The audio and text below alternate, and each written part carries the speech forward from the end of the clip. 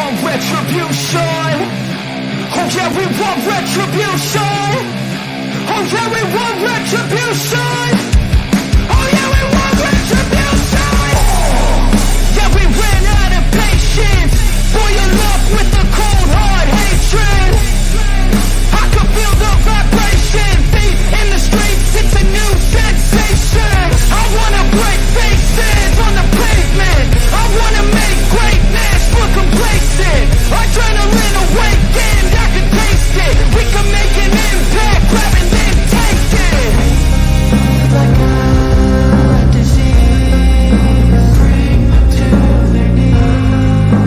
Face as their disease. Just like a weed.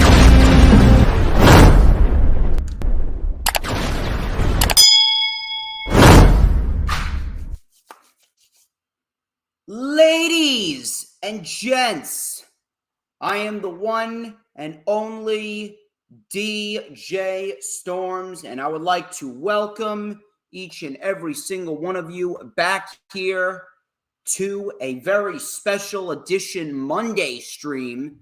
We are streaming live, of course, on 7 different accounts, 4 different platforms, and I'm a little bit more toned down. And the reason being is because I am just exhausted.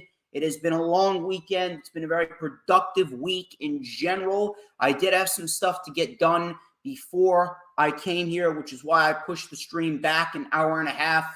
But regardless, we are still here. We are going to talk about everything that took place at WrestleMania night number 2. And of course, we do have some news regarding the sale of WWE. It is indeed official where they will be sold to. They will be sold to Endeavor, who is also the parent company of the UFC. So it seems as though the UFC and WWE will form one big, gigantic, publicly traded company, and that will be the case going forward. We will discuss that. We will also discuss the rather questionable outcomes that took place at WrestleMania night number 2. But overall thoughts, first off, WrestleMania night number 2 was not a bad show. It was not a bad show. I'm not going to sit here and tell you that it was a terrible show. I know what a terrible show is. I know what a terrible show is, and I know how bad some of these shows can be. But WrestleMania night number 2 was not a terrible show. Was it as good as night 1? No. It was not as good as night 1. Matter of fact, there was a lot of things that were on the negative side about night 2, specifically what happened in the beginning, and then some of the outcomes of the main matches on this show, specifically the women's title match, the Hell in a Cell match, and the main event between Roman Reigns and Cody Rhodes. We will go over everything. We will go over everything in depth, and I have a lot to say about the main event. I have a lot to say about the sale of WWE, and it's going to be a little bit more calm this time. Like I said, I've been exhausted.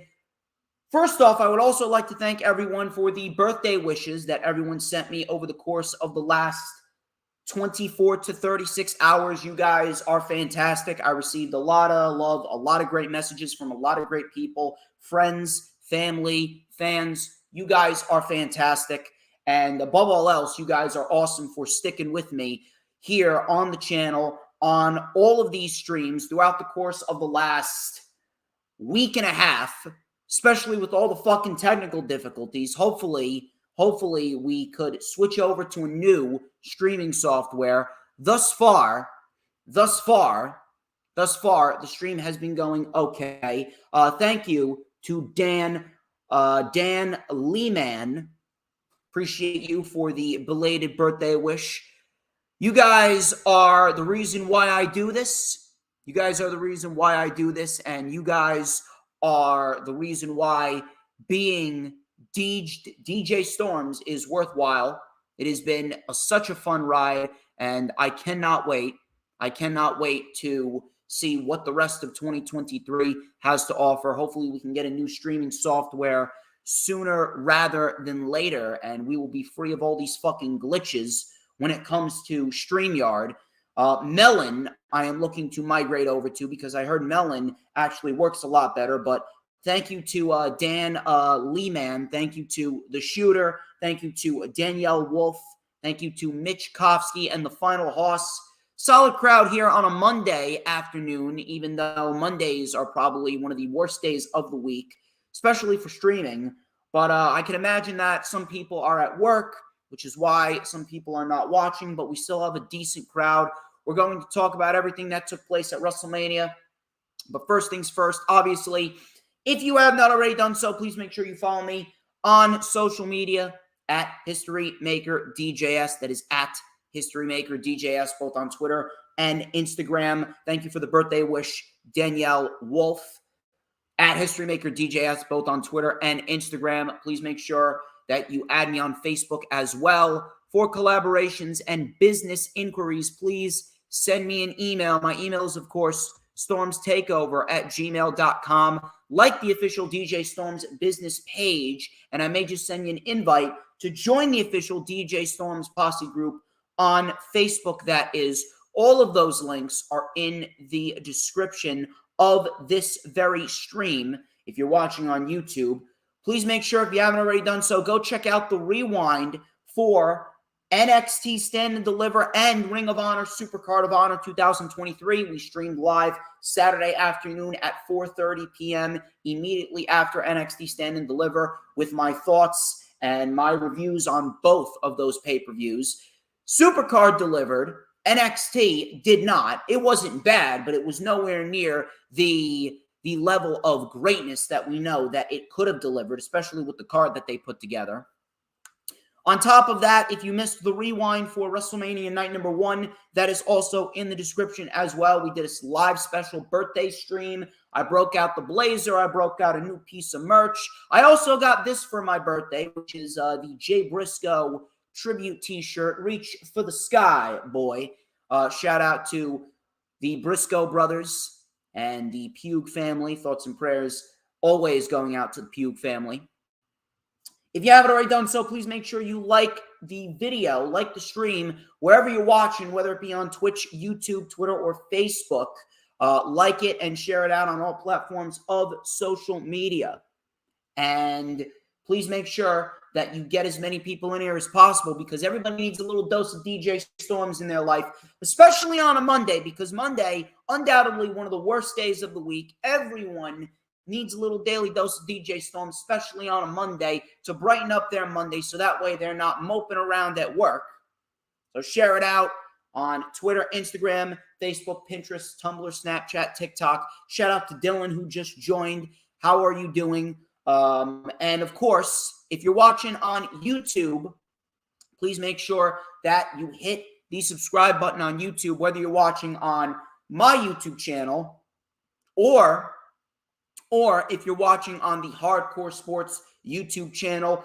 We recently surpassed 400 subs. You heard me correctly. We surpassed 400 subs on the Hardcore Sports YouTube channel. Shout out to Sarah Hapka. Thank you very much for supporting me. You seem like a new subscriber to the channel. I hope that you thoroughly enjoy what I have to provide, because I am the absolute best in the motherfucking business. That's what DJ Storms is all about, baby. And of course, show Hardcore Sports a shit ton of support. Subscribe to them on Twitch at Hardcore Sports 1. Follow them on Instagram at Hardcore Sports Network. Follow them on Twitter at Hardcore Sports _. We got a new Twitter, Hardcore Sports _. And of course, subscribe to them on YouTube right down there, Hardcore Sports Network, which we are streaming live on right now. Subscribe to both my channel and the Hardcore Sports channel. And of course, hit that notifications bell. Hit that notifications bell with a huge coup de grace. That way, you will know whenever I pop up on YouTube, because whenever I pop up on YouTube, baby, you already know it is the best time to be on YouTube, because it's the only time that you won't get to see this glorious sideburn shin strap combination and this beautiful mustache right here. Let me break out this comb right here because, as per usual, we always got to break out the comb for all the special occasions, especially on the Rewind for WrestleMania Night number 2. We're going to break it down with a little and a dash of and a whole lot of I am so happy that next year WrestleMania is not taking place on my birthday. Holy shit. I cannot fucking stand when WrestleMania takes place on my birthday because it makes me go into work mode immediately. And sometimes I want to be in relaxation mode on my birthday. But nevertheless, I thank you all. You guys have been fantastic throughout this entire week, showing me a shit ton of support. And we are going to get right into the festivities here. Rewind for WrestleMania Night number 2. Not as good as Night 1, but still a good show. We got 4 great matches towards the end of the show, which we will talk about. So Miz and Snoop Dogg did the same thing as Night 1, hyped up Night 2. This was very quick and short. I was hoping that this was going to be the only time that we were going to see Miz and Snoop Dogg, but unfortunately it wasn't. Show kicked off with Omos and Brock Lesnar. And I'm going to be quite honest here. Was this a great match? No. Was this a match that you're going to go back and rewatch? No. But in the end, it went 5 minutes, and it wasn't a disaster. It was not a disaster.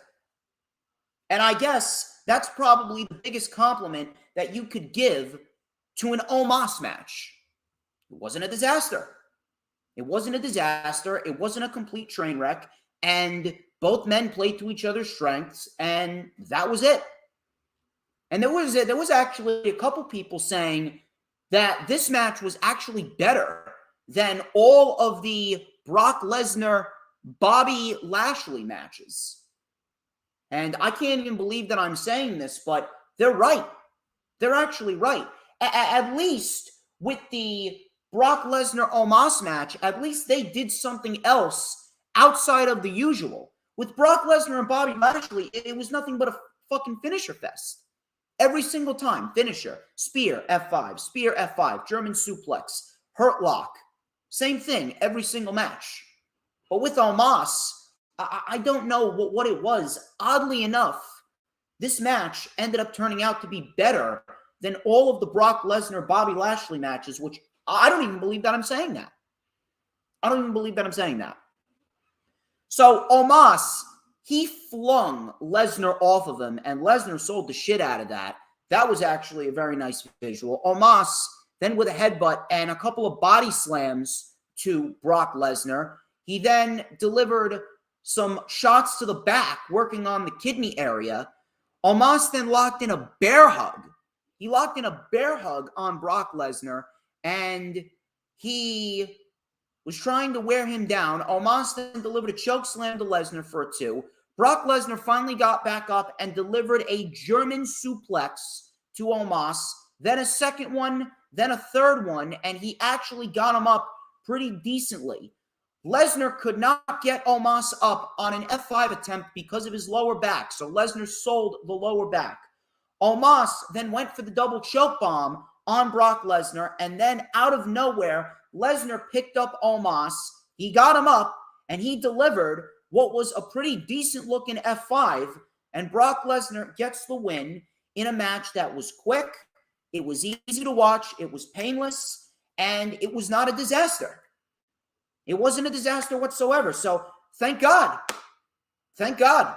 Thank God it's over, and thank God that this was not a disaster. So in the end, I can't really overly complain about this because they did what they needed to do. They got the fuck out of there, and it didn't help the show, but it didn't really take away from the show.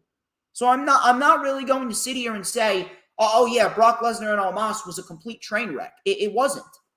If anything, I would say that the women's Fatal 4-Way was actually worse than Brock Lesnar and Omos. I don't even believe that I'm saying that. But that was pretty much it. I don't care what they do with either of these guys. Brock Lesnar, I don't give a shit about Brock Lesnar. I've even said it myself. After this match is over, just pay Brock to sit out the rest of his contract. He has no value, and he's lazy. And Omos, I don't know what the fuck to tell you about Omos. I mean, Omos has literally gone through the ringer with everything. This is where Omos is slotted to be. He is a 7'4" jobber. That's what Omos is. He is a 7'4", 415-pound Nigerian jobber. What value does he have? He lost to Bobby Lashley. He lost to Braun Strowman. He lost to Brock Lesnar. That's pretty much all he is. He's nothing more than a 7'4" enhancement talent to help get other people over. He's going nowhere. Whatever little value, whatever little mystique that he had, has already been erased. It was erased last year when Bobby Lashley beat him at WrestleMania 38, night number 2. That mystique is gone. I don't know why the fuck they even keep him around.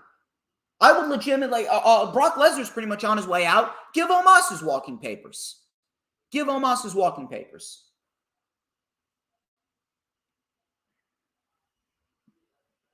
Raquel Rodriguez,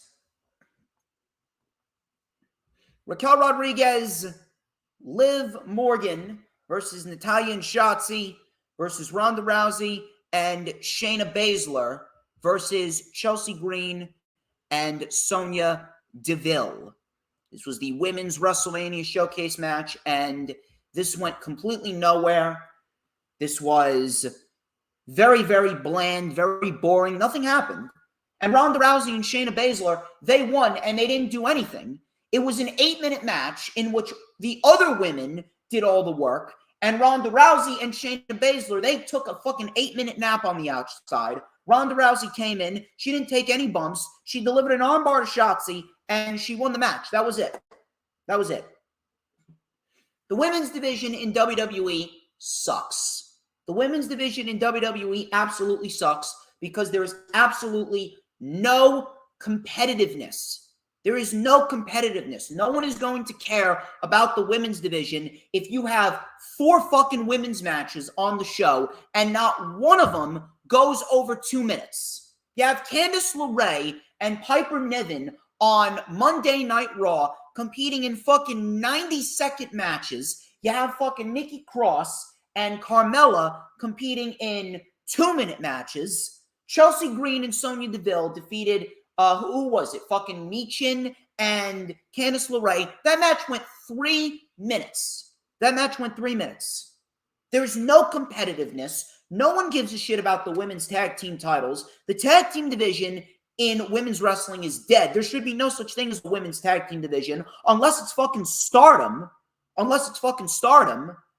No one gives a shit about women's wrestling in WWE. Women's wrestling has been dead in WWE for God knows how many years. It's been dead ever since Ronda Rousey left it the first time around, and Becky Lynch's first feud coming out of the main event of WrestleMania where she won both titles. Her first feud was against Lacey Evans, and they feuded for 3 straight fucking pay-per-views. Who is going to give a shit about the women's division if WWE fucking shit all over it after Ronda Rousey left the first time around? No one is going to care. Every woman in this match is a fucking dead act. They're a fucking dead act because WWE refuses to invest any real time in building up a competitive women's division. Liv Morgan, she may be popular, but coming out of that Ronda Rousey feud, she's fucking dead. She's dead. Raquel Rodriguez, she came off a great performance against Ronda Rousey, probably brought Ronda Rousey to Ronda Rousey's best match since Sasha Banks at the Royal Rumble 2019. And what does she get? Charlotte Flair comes back, completely fucking overshadows her. Shayna Baszler is a dead act. Shayna Baszler has been fucking ball and shackled, and she's being overshadowed by Ronda. Shotzi has gotten worse in the ring. Natalya, no one gives a fuck about Natalya. And Chelsea Green and Sonya Deville, they have been fucking jobbers in WWE. No one has been invested in them for God knows how many years. Sonya Deville, the last time Sonya Deville actually meant something was when she was feuding with Mandy Rose during the pandemic era of WWE in 2020. That was the last time Sonya Deville meant something. Chelsea Green has never meant anything. There was one spot in this match that was actually pretty decent. Raquel Rodriguez actually powerbombed Liv Morgan over the top rope onto a pile of individuals. And then outside of that, there was nothing about this match that was memorable. Ronda Rousey and Shayna Baszler won with Ronda delivering an armbar to Shotzi and Shotzi tapping out. A pointless match. No heat. Who cares? All this match did was set up a potential women's tag team championship match between Becky Lynch and Lita and Ronda Rousey and Shayna Baszler, where Ronda Rousey and Shayna Baszler are probably going to win the tag team titles. And once again, no one is going to give a shit because the women's tag team titles have been dead ever since the Iconics won them from Sasha Banks and Bayley. And then you wonder why Sasha Banks left. You wonder why Sasha Banks left. She made the biggest fucking decision of her life. She made perhaps the best decision of her life to walk out on this company. No one is going to give a shit. No one. And that was that. So they got the 2 bathroom breaks out of the way.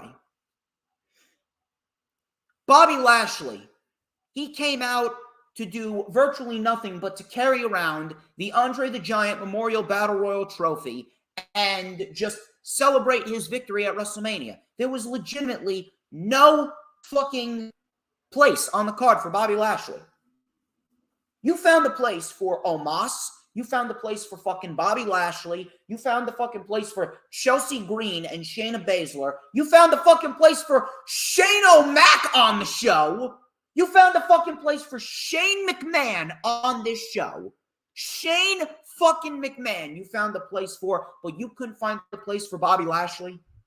You could not find a place on this card for Bobby Lashley. Meanwhile, there was a plethora of scenarios where Bobby Lashley could have easily been placed on the card. You could have placed him in a match with Karrion Kross. You could have placed him in a match with LA Knight. You could have placed him in a match with Bronson Reed, which would have helped them get a little bit more over. No Johnny Gargano, no Santos Escobar, nothing. But you get Shane O'Mac. You got The Miz on this show twice. You got Pat McAfee on the show. They found a spot for fucking NFL 49ers players, George Kittle, but you can't find a place for Bobby Lashley. Matter of fact, I would have actually loved seen Bobby Lashley added to the Intercontinental Championship match. Matter of fact, that's where I think they should go with Bobby Lashley. Based on the ending of the Intercontinental Championship match, I would absolutely put Bobby Lashley against Gunther. And we're going to talk about that when we talk about the Intercontinental Championship match and what's going on there. Because Gunther retained. Shockingly.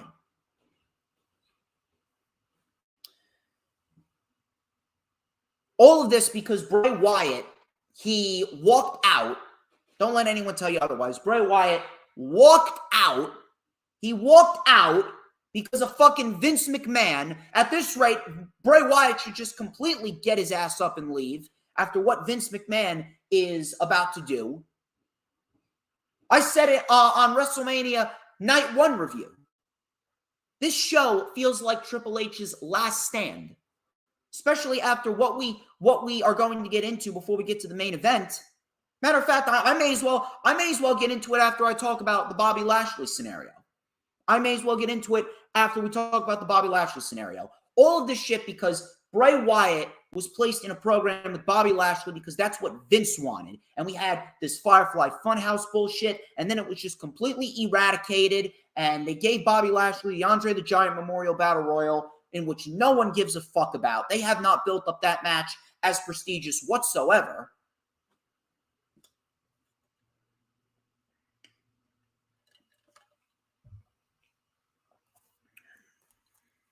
We may as well get into this now. And Shooter, Paul the Shooter, yes, I'm well aware. The grizzled young veterans have been granted their release according to the Wrestling Observer newsletter. Good. Good. The Schism was one of the worst acts in the company. Schism was one of the worst acts in the company, and the grizzled young veterans, Zach Gibson and James Drake, were being fucking embarrassed. They were being fucking embarrassed with that entire gimmick and that entire feud with Chase U and the Schism. And I could not be happier that they have been released. And listen, I know we can't sign everyone, but I mean, holy shit. If you want a great fucking tag team to add to your division, whether it be Ring of Honor or whether it be AEW, Tony Khan would be foolish if he does not go out and get the grizzled young veterans. They are such a great fucking tag team. They would be fantastic. I can imagine them in matches with the Young Bucks and FTR and the fucking House of Black. If you want to put them on Ring of Honor with the Lucha Bros and the Kingdom and La Facción Ingobernales. Absolutely, I would pick up the grizzled young veterans if I was Tony Khan. But we may as well get into this now.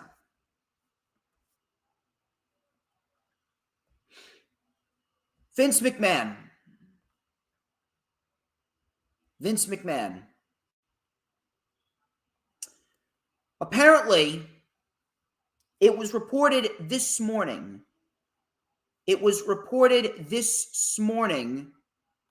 That Endeavor,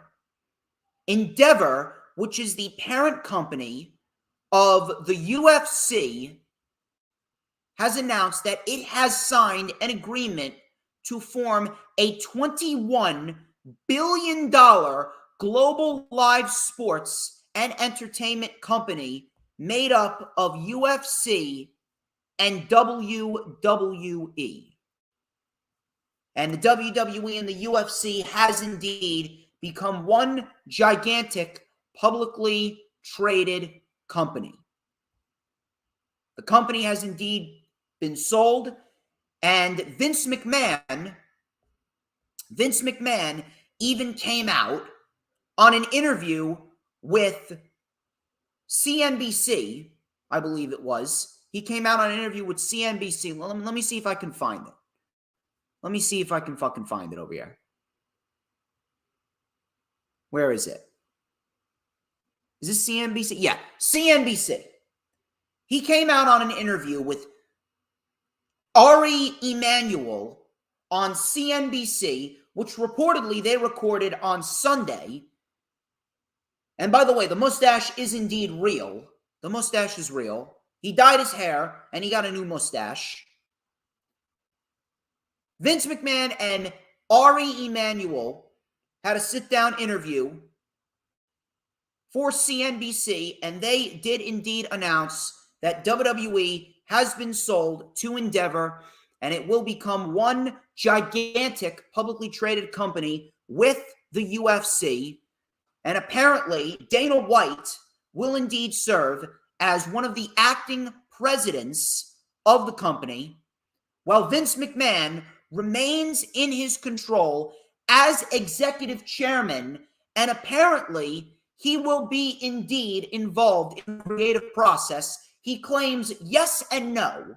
Vince McMahon said yes, he will be overseeing everything. He will be in the weeds, though, meaning that he will not physically be there, and he will not indeed be seeing the day-to-day operations. He will not be seeing the day-to-day operations according to him, but he will be involved in overseeing everything that takes place.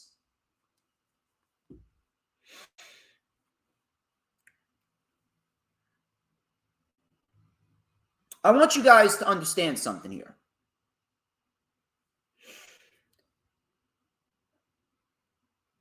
This man is the same man. He is now the executive chairman of the WWE, still under Endeavor.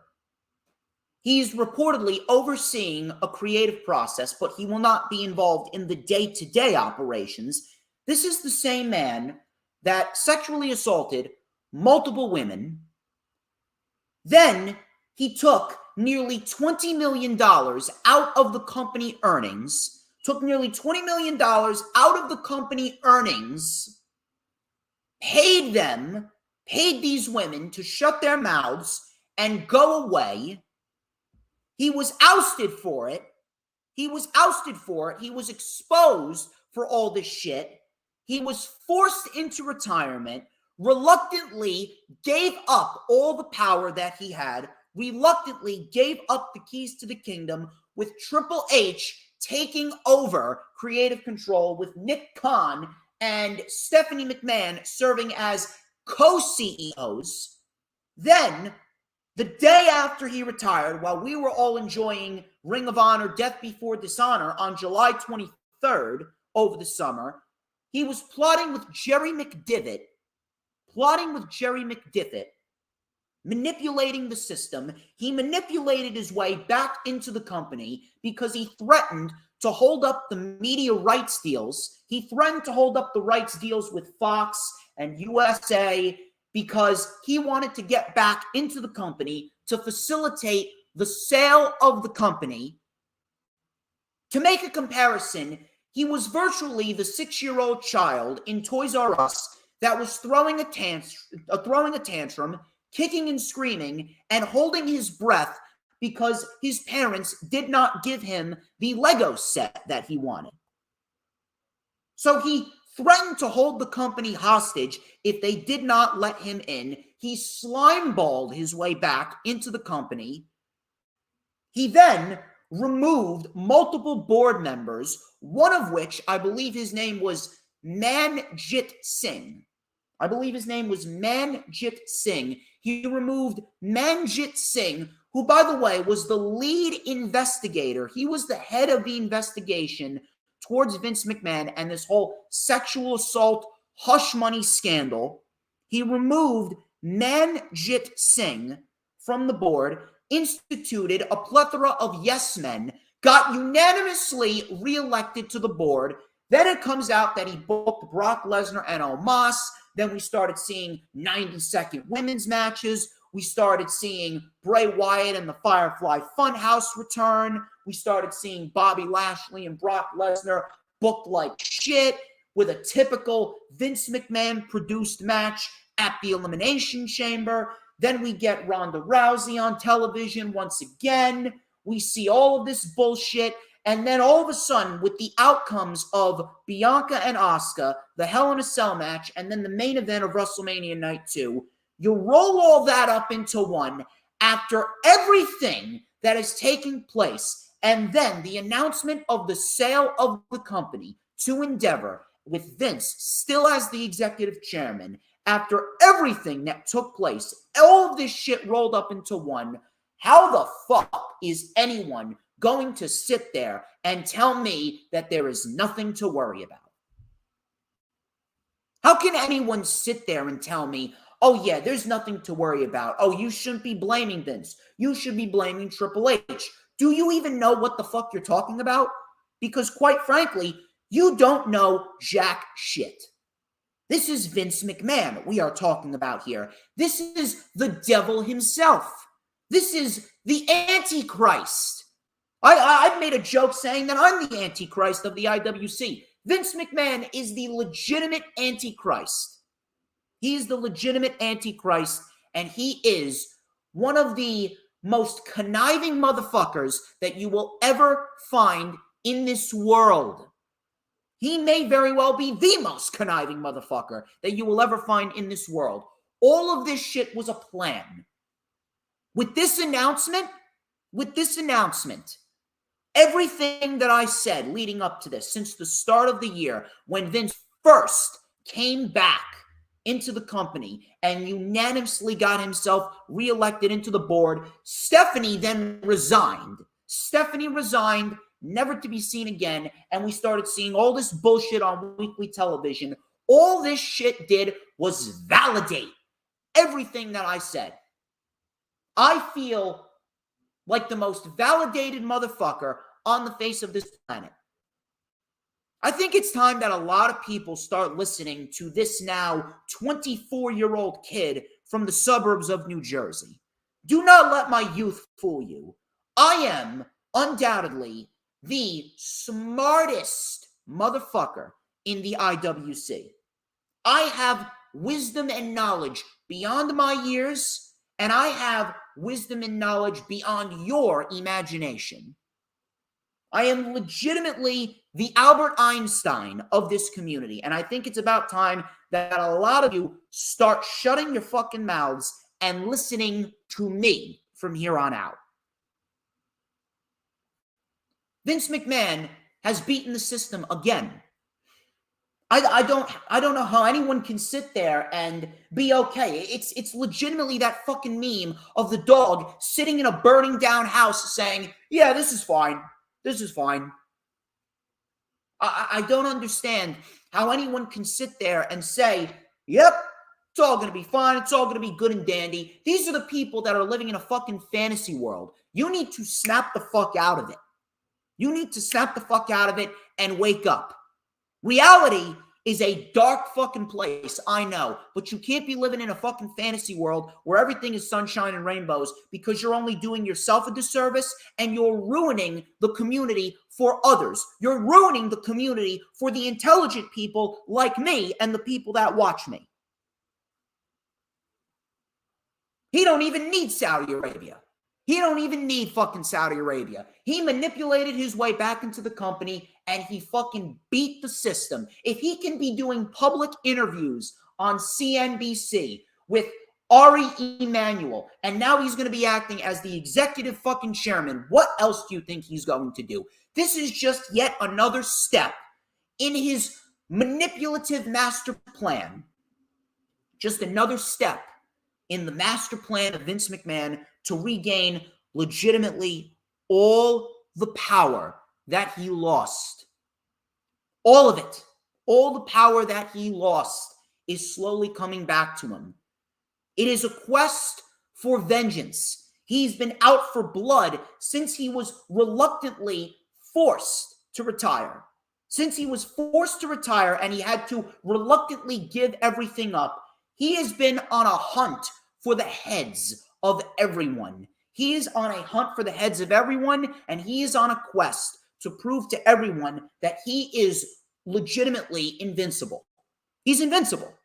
Vince McMahon at this rate is legitimately untouchable. Nothing is going to stop him. Triple H's last stand. Triple H's last stand was WrestleMania 39. The show combined, the two shows combined were great. The overall two-night event was an awesome event. But that's it. That's it. It's over. There is nothing left that we can do. And based on what we saw from Triple H, I legitimately saw a video and a photo from Triple H at the post-media scrum, at the post-WrestleMania press conference. You could tell he was not happy. He was not happy with how the night ended. He was not happy with the sale of the company. He looked defeated. He looked like he was just robbed of everything that he had ever owned. He looked like he was in a fucking poker game for $1 million. He was a legit poor guy. He looked like he was a fucking poor soul that happened to walk into the Vegas Strip. He walked into a casino and he was in a legitimate game of his life. He was in a game of Texas Hold'em for his life with about $10 million on the line, and he made it to the final two with someone, and he lost. He lost. He looked like a fucking baseball team. He looked like a fucking baseball team that was in Game 7 of the World Series, bottom of the ninth, bases loaded with 2 outs, 2 strikes. All they needed was 1 strike, and they win the game, and the opposing team member hit a home run, and they won the game, and the pitcher just hangs his head in disappointment. That's what Triple H looked like last night during the media scrum. That's what he looked like. He was not happy. He knew that this was his last stand. This was his last hurrah. That was it. It's over. Starting tonight, we will see more and more of Vince McMahon material going forth into the spring and summer and into the fall. The old WWE is coming back. And if you don't think that, then you are the most delusional son of a bitch walking the planet today. You need to wake the fuck up. Vince McMahon won. He won. I don't even know what else I could possibly say. All I could do is laugh. All I could do is legitimately sit here and laugh. All I can do is sit here and laugh. And the funny part about it is I didn't even need to go on a 10-minute fucking rant about this. All I needed to do was sit here and tell you, I told you so. I actually hate that I'm right now. I hate that I'm right. I feel defeated. Vince McMahon is unstoppable. He's insane. He's out of his fucking mind. He is an unstoppable madman that will stop at nothing to show everyone that he is legitimately Jesus Christ himself and he can do anything. He will stop at nothing to prove to everyone that he is untouchable, and it doesn't matter how many times that the system tries to take him down, he is going to beat it. He beat the steroid trials. He beat the Owen Hart situation. He beat the Chris Benoit scenario. He got out of sexually assaulting women. He sexually assaulted so many women, gave one of them to John Laurinaitis like a toy, used company funds to pay them off. He paid back the company funds, manipulated his way back into the system, and he won. He won. The only thing that is going to take Vince McMahon out is Father Time himself. And I don't know when that's going to be. I don't know when Vince McMahon's judgment day is coming. I don't know when Vince McMahon's day of reckoning is going to be upon us. For all we know, he could be living for the next 20 years until he's 100 years old, and he's still going to be running that company. I'm going to be married. I'm going to be married with a family of my own, and Vince McMahon is still going to be alive running the WWE. It's over. It's done. Vince McMahon won, and we lost. People really need to wake the fuck up. People really need to wake the fuck up. It is a very dark day. You could shit on him all you want. You can nitpick a lot of shit with him all you want, but I think it's about time that we all start appreciating what Tony Khan has done for professional wrestling. Because Tony Khan has shown us that he is one of the good guys.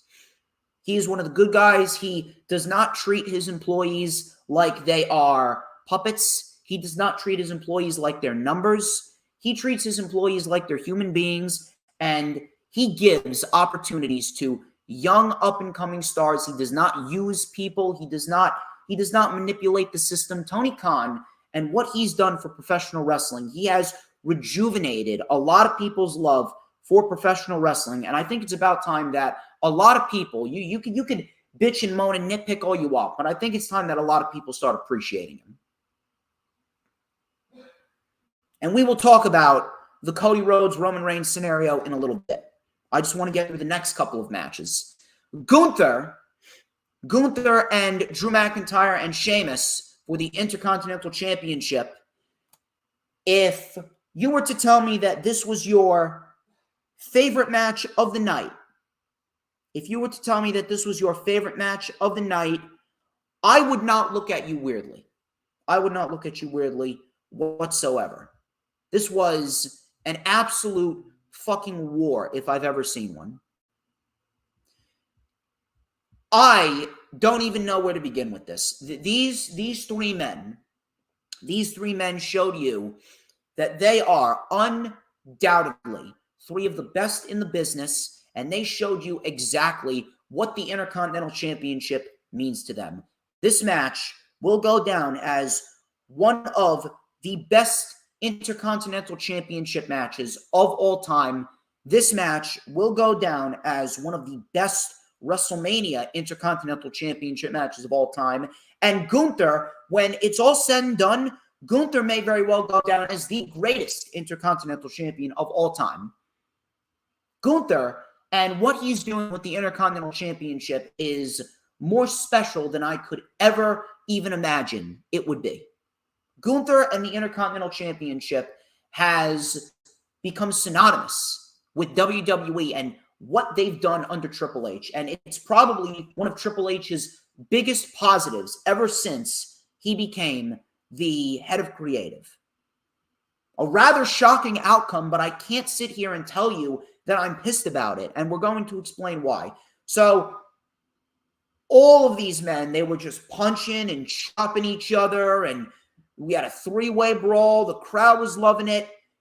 Sheamus and Drew McIntyre, they took turns chopping and clubbing on Gunther. We had 28 beats of the Baldwin by Sheamus on Drew. Gunther then came back in with a big German suplex and a couple of lariats. Drew came in with a neck breaker, future shock DDT. The Claymore missed.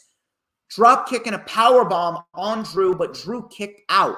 Drew kicked out of the power bomb. Sheamus came in. Avalanche, white noise on Gunther. Sheamus with the Celtic Cross. 1, 2. Gunther kicked out.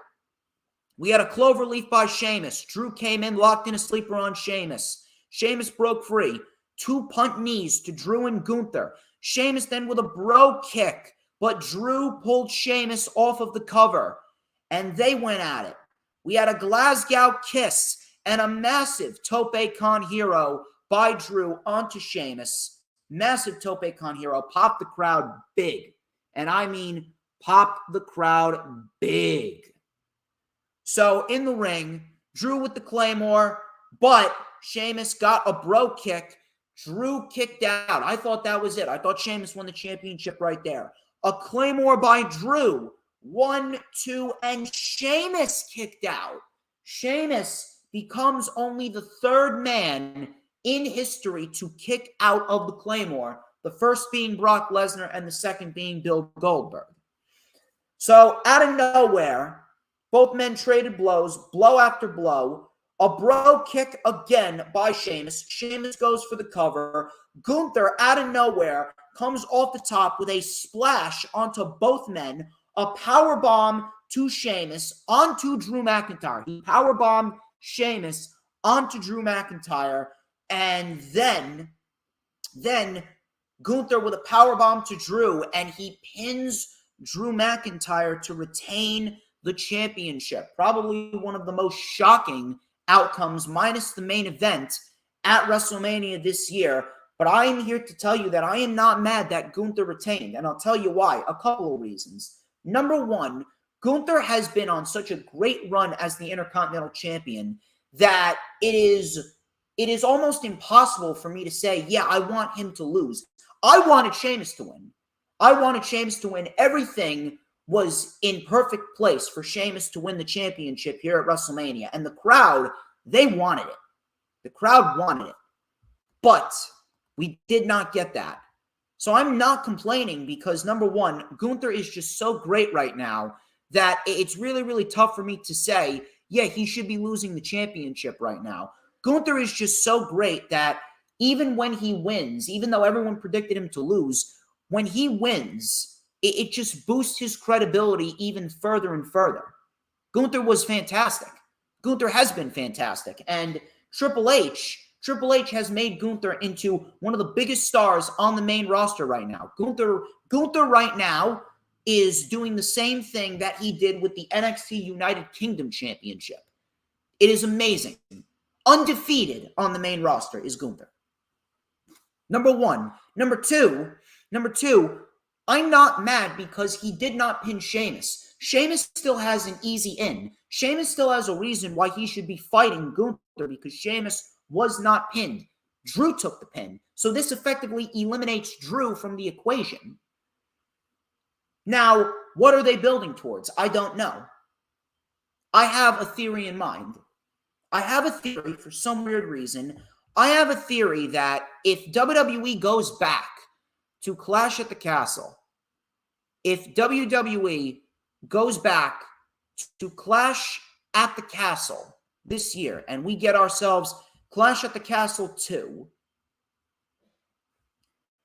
I have a feeling that we could very well be looking at a potential Gunther versus Sheamus rematch at Clash at the Castle. We're going to get Sheamus Gunther 3 1 year later at Clash at the Castle. And that is going to be when Gunther inevitably drops the championship to Sheamus. And wouldn't that be one hell of a story if Sheamus were to beat Gunther 1 year to the day, or 1 year later, after Gunther and Sheamus had the match of the year in 2022. For many people, it wasn't my match of the year, but it was one of the matches of the year.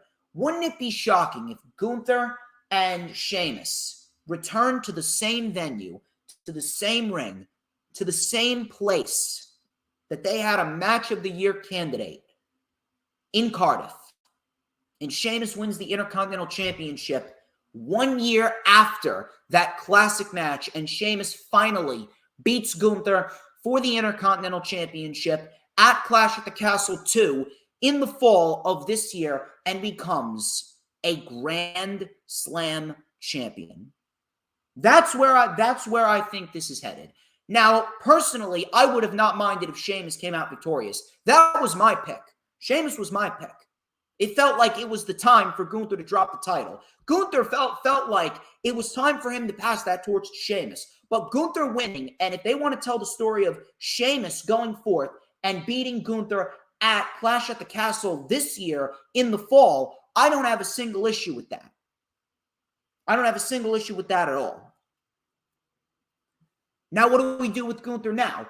I said it when I talked about Bobby Lashley. He was not given a WrestleMania match. I do think that they should pay Bobby Lashley back. I think they should pay him back with a match with Gunther.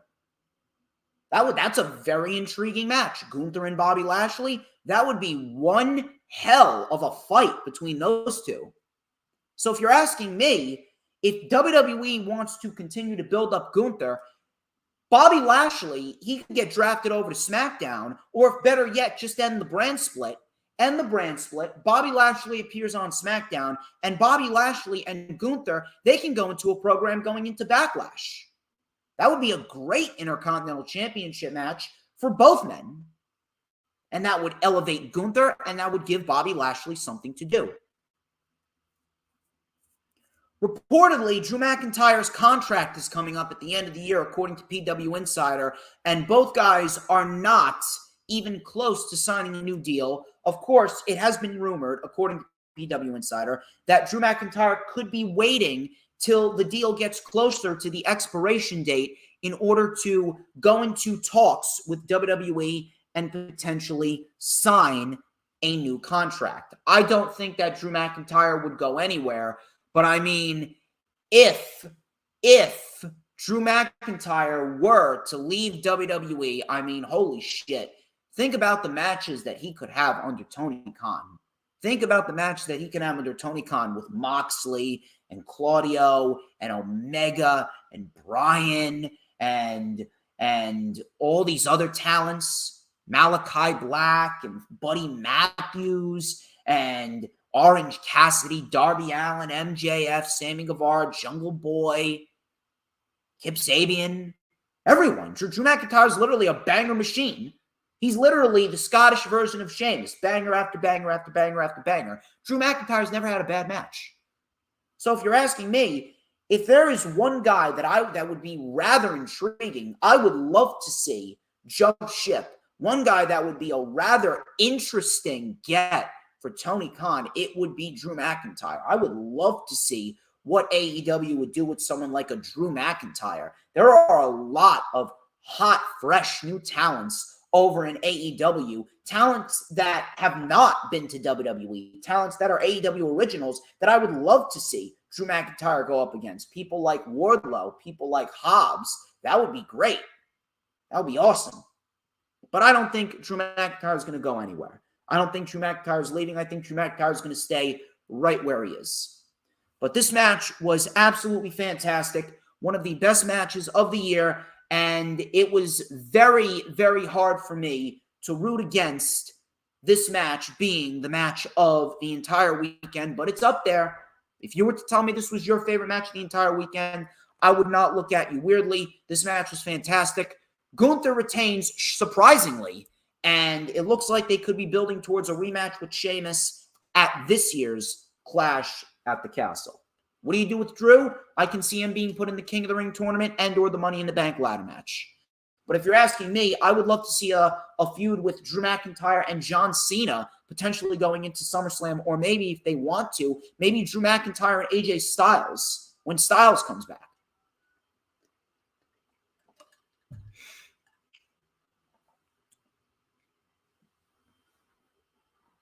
Bianca Belair and Asuka, Raw Women's Championship. Asuka came out with a group of people dressed in her attire, and she was the last one in this row of people that was dressed like her. Bianca Belair came out with an entrance with the Divas of Compton, which is a dance team, a group of inner city girls in LA that pretty much band together, and they teach creativity, they have fun, they dance, they do all this cool stuff. That was actually pretty cool. That was actually very, very, very cool to see. Bianca then went right after Asuka. Bianca with a nice suplex, a nice flurry of kicks by Asuka. Spinebuster by Bianca, 4-2. Asuka tried for a triangle. The brawl spilled onto the floor. They traded holds on the floor. Bianca powerbombed Asuka on the floor. Cover in the ring, Asuka kicks out. Asuka with an ankle lock, Bianca got out. Back suplex connects. Missile drop kick by Asuka off the middle rope. Both women were on the apron. We had a drop kick by Asuka, sending Bianca into the post. Bianca then sent Asuka into the post. That was very nicely done. We had both women trading pinfall after pinfall. We had a roundhouse kick by Asuka. Bianca with a running blockbuster and a standing handspring moonsault for a 2. Knee strike by Asuka. Shoulder tackle by Bianca. Both women were down. Belair went up top. Asuka stopped her. Asuka then caught Bianca in a code breaker. Bianca kicked out. Bianca with the glam slam into the buckle. Bianca went for the KOD, but Asuka reversed it.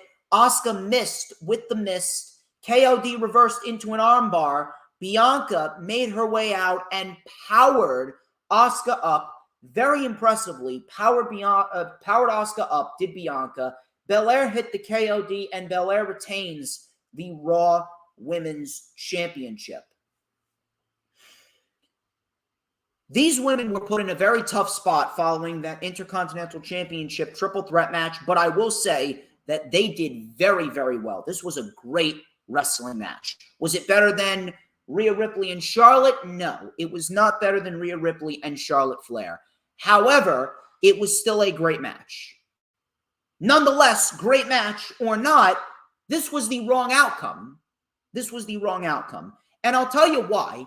Asuka, under the pandemic era, under Vince, was turned into a comedy act.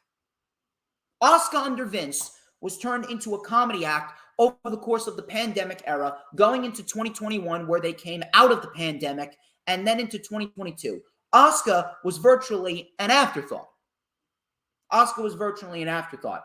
Asuka wasn't even on WrestleMania last year. Asuka wasn't even on WrestleMania last year.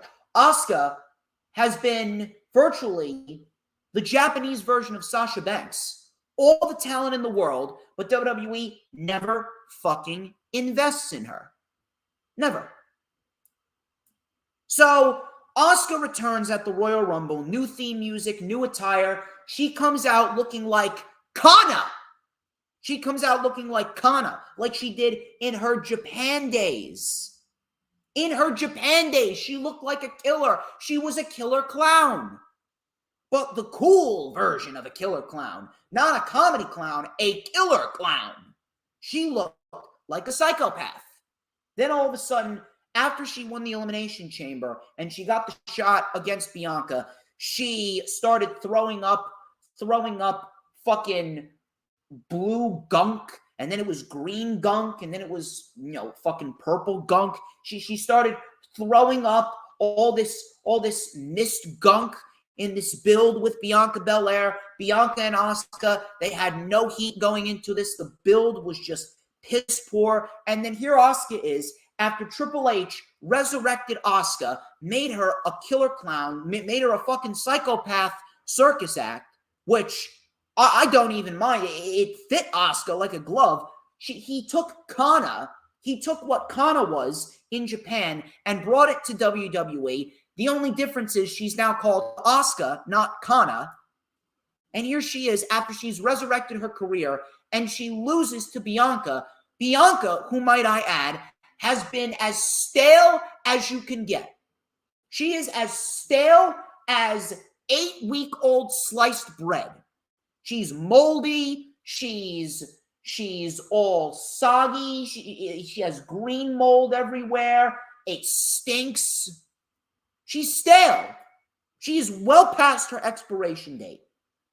She is like expired meat that has been sitting in the back of your refrigerator for God knows how many weeks, and you didn't notice until it was too late. I love Bianca. Don't get me wrong. I love Bianca Belair. I love Bianca Belair. But this babyface run has not gone anywhere. And the reason why this babyface run has not gone anywhere is because Vince McMahon has not allowed Bianca Belair to be Bianca Belair. Bianca Belair had a little bit more of a pep in her step in NXT. She may have been a heel, but she had pep in her step. She had confidence. She had a sense of conviction when she spoke. Here on the main roster, smiling and twirling a braid. Why do we need smiling? Why can't we get a stern look? Why can't we get serious Bianca Belair? Why can't we get attitude Bianca Belair? I get that Bianca Belair is she's a PR wet dream for WWE, for the fucking black community. But at the end of the day, we need more of a legit Bianca Belair. This Bianca Belair is too tame. We need a Bianca Belair with a little bit more of a pep in her step. I remember after SummerSlam when Triple H first took over. Triple H, he had Bianca Belair cut a promo on Monday Night Raw. I think it was the Raw after SummerSlam. And Bianca Belair took the mic and she sounded legit. She sounded serious. She did not sound scripted. She did not sound forced. She sounded legit. And then all of that shit went away as soon as 2023 began. And Bianca Belair was pretty much rendered right back into the same Bianca Belair that she was in going into her match with Sasha Banks at WrestleMania 37. We need a sense of legitimacy from Bianca Belair. And this babyface run, after they have just shoved it down our throats, this babyface run has seen its day. This babyface run has seen its day. It's just not it. It's just not it. It's boring. Bianca Belair is boring. They have done nothing to enhance Bianca Belair whatsoever. Nothing. Absolutely nothing to enhance Bianca Belair. And if you're asking me, this felt like a Vince McMahon call. This felt like a Vince McMahon outcome. Vince kept the title on Bianca, not because he likes Bianca, simply because he wants to use Bianca for PR reasons, number one. And number two, he hates Asuka. He hates Asuka. Asuka was classic Triple H. Asuka was classic Triple H black and gold. Bianca did not have a lot of time under NXT to really establish herself as a legit, and I mean a legit Triple H creation. She's still a Triple H creation, don't get me wrong, but she was never the NXT Women's Champion. She never really had any standout matches in NXT that were on the level of an Asuka or were on the level of a Bayley or on the level of a Sasha. Now, that's not disrespecting Bianca. She was just never given the proper opportunity to do so. Then she came up to the main roster, and this version of Bianca has pretty much grown into a main roster project. And now she's Vince McMahon's. Asuka, on the other hand, Asuka got over because of a 2.5-year undefeated streak and undefeatable, legitimately the best NXT Women's Championship title reign of all time by Asuka between 2016 and 2017. The best NXT Women's title reign of all time with Asuka. She was legitimately the embodiment of women's wrestling, the embodiment of NXT Black and Gold. And what did they do with her? They brought her up and they had her lose to Charlotte. Asuka is more NXT than Bianca is, not because Bianca did not establish herself, but because Bianca Belair did not spend enough time down in NXT to have a reign that was on the level of a Bayley or a Sasha or an Asuka. She never had a match that was on the level of something like that until she got called up to the main roster and she was feuding with Sasha, and then she had matches with Becky, and then she now is having matches with Bayley and Asuka as well. That was when Bianca finally got the standout matches, when she got called up to the main roster. But this was a Vince McMahon call right down to the very last letter. Asuka was robbed. Asuka is now she's 0-5. I was about to say 5-0. I wish. She was 0-5. She's 0-5 at WrestleMania. It's legitimately the reverse Undertaker streak. It's the new Sasha Banks streak. Asuka even came out on Twitter and she was ranting. I don't think Asuka's going anywhere, but I think that there is some grief with Asuka in this tweet. Asuka tweeted, "I may as well go back to Japan, but I bet a lot of you guys, my friends, will miss me when I leave WWE.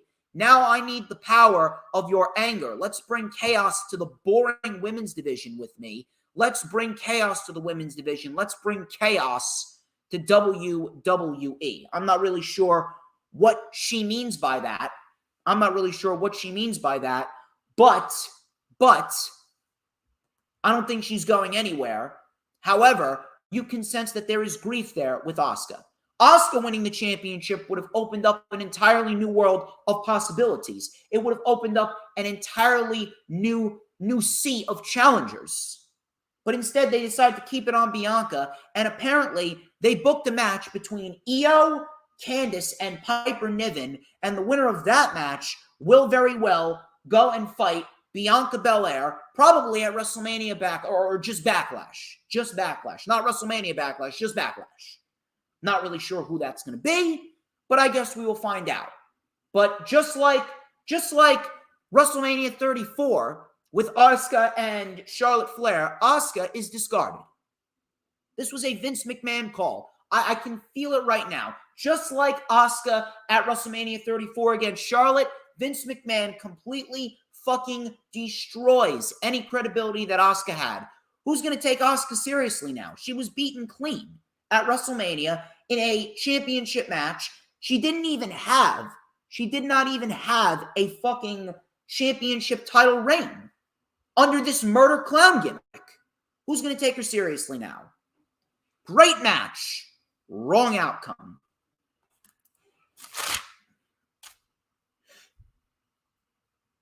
What happened next was an absolute fucking disaster. Miz and Snoop came out again. They announced the attendance. Snoop put him in a match last night, and the Miz was not happy. Snoop then pointed to the stage, and Shane O'Mac came out. And I'm thinking to myself, oh, Christ. Where is the bleach? Where is the noose? Snoop made another match. Snoop made another fucking match, and Shane McMahon, off of a fucking leapfrog, tore his quad. Shane McMahon, off of a fucking leapfrog, tore his fucking quad. I mean, if that is not the universe telling Vince McMahon and the entire McMahon family, if that is not telling you, cut the shit. If that is not telling this company to cut the shit and stop with all this bullshit, there was too much fluff in between all of these matches. This entire card should not have gone past 11. You could have made do with putting this card on at 8 and having it go till 11. This is what I love about AEW pay-per-views. With AEW pay-per-views, no bullshit. right to the matches. There's no fluff in between. We go right into the matches. I get that you got to do sponsorships, but you can do sponsorships in the middle of these matches rather than doing all of this shit in between these matches. So Shane McMahon tears his fucking quad. Snoop Dogg came in, punched The Miz, knocked him out, and then delivered the worst looking people's elbow that I think I have ever fucking seen to get the win. This was a complete fucking disaster, and it should have never happened. You can find 2 spots on WrestleMania, one on night 1 and one on night 2. 2 spots on WrestleMania for The Miz, 1 for Snoop Dogg, 1 for Shane McMahon, 1 for Pat McAfee, but you can find nothing for Bobby Lashley, nothing for Karrion Kross, nothing for LA Knight, nothing for Santos Escobar, nothing for Johnny Gargano, nothing for Bronson Reed. Vince McMahon. That is your answer. This is all Vince. Edge versus Finn Balor. Hell in a Cell match. Holy shit. The normal cell is back. No more red cell. Hallelujah. So Edge, he rose up from the stage with black wings. He rose up from the stage with black wings and a silver skull mask, which looked badass, and he came out to Slayer's South of Heaven, and then they played Metalingus. I thought that was awesome. I thought that was fantastic.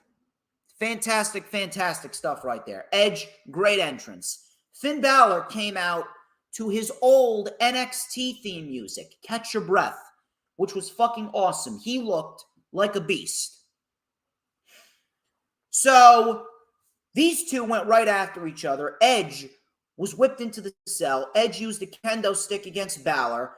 Crowd was chanting, "We want tables." Balor was then sandwiched in between the cell with kendo sticks by Edge.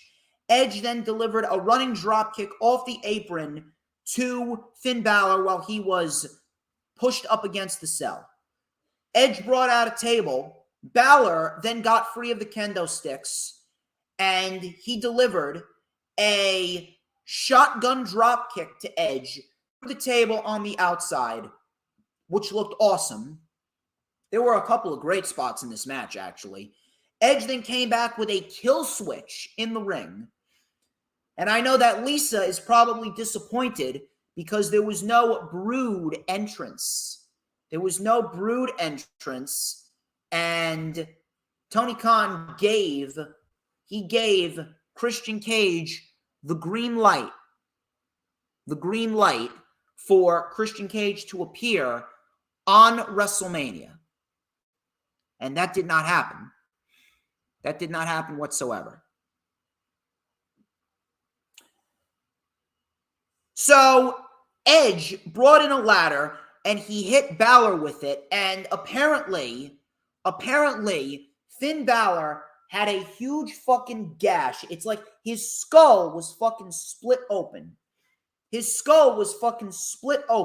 was still conscious, but his skull fucking split open. His skull was split open, and they had to stop the match for about 2 minutes while we got the medical personnel in there to check on Finn Balor. Now, I don't really know why we needed to do this.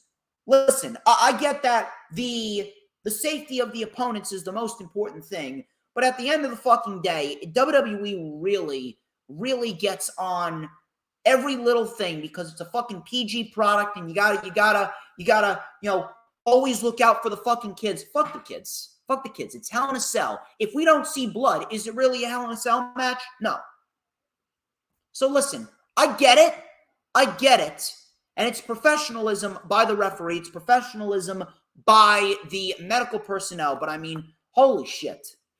WWE really fucked up the momentum of this match for just a little bit.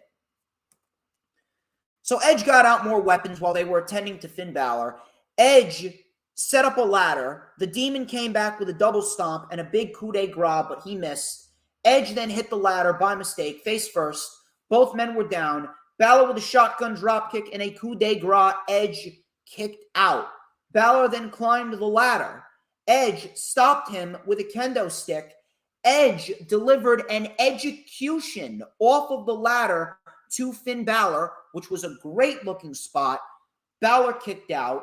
Edge got another table. He set it up, but Finn Balor started wailing on Edge with kendo sticks and steel chair shots over and over again, and he placed Edge on the table.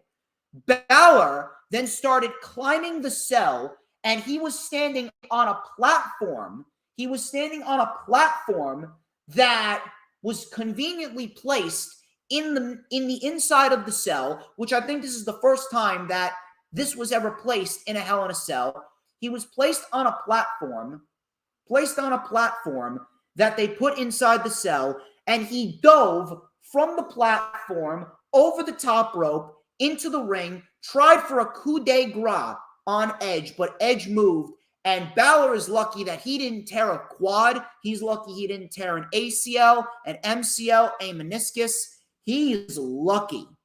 He was lucky he did not hurt his leg like Shane fucking hurt his leg. So that was a great looking spot right there.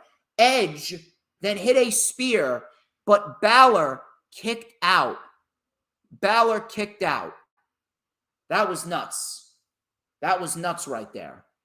So Edge at this point says, fuck this, I am ending this. Edge delivers a concerto to Finn Balor and pins Balor for the 1, 2, 3. Now, aside from them stopping the match, aside from that, I thought this was an awesome match. I thought these two worked very well together. I thought there was a lot of great spots in this match. They beat the shit out of each other. It was very fun to watch. Edge gets the win. Edge gets the win. Now, does Edge winning make sense? Yes.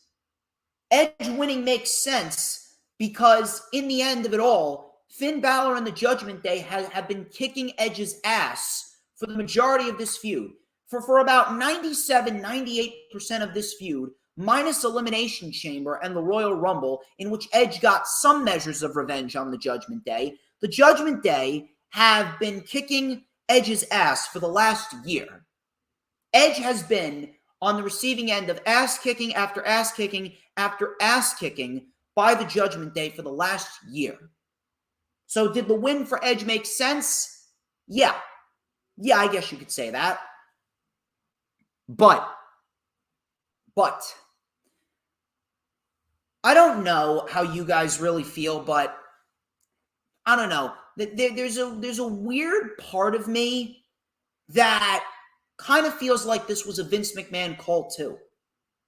Even though Edge winning makes sense, I can't help but feel that Vince McMahon made this call because Vince McMahon does not like Balor. Vince McMahon does not see Balor as a main event guy, and seeing that Finn Balor was put in such a most important aspect here at WrestleMania against Edge inside Hell in a Cell, nonetheless, it just feels very, very, very odd to me. It feels very odd to me that with Vince back in charge like he is, it feels very, very odd to me that in this program with Edge, even though it made sense for him to get the win, seeing how high Triple H is on Finn Balor,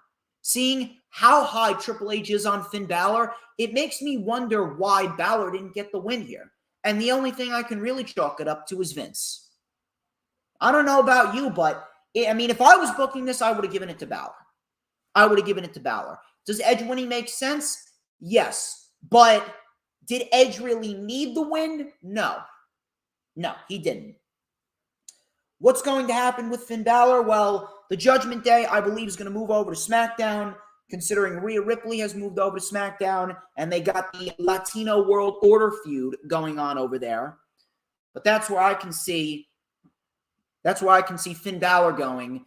and he will go with the Judgment Day and feud with none other than the Latino World Order. Do we see him potentially in the Intercontinental Championship title hunt? Maybe. Do we see him as King of the Ring winner? Maybe. If you're asking me, I would love to see Balor win King of the Ring. I think Balor winning King of the Ring would be a huge positive for him and his career. So that's what I would absolutely do. I would absolutely give Balor the win at Saudi Arabia, at King of the Ring on May 27th. I would absolutely do that. Main event, Cody Rhodes versus Roman Reigns for the undisputed WWE Universal Championship.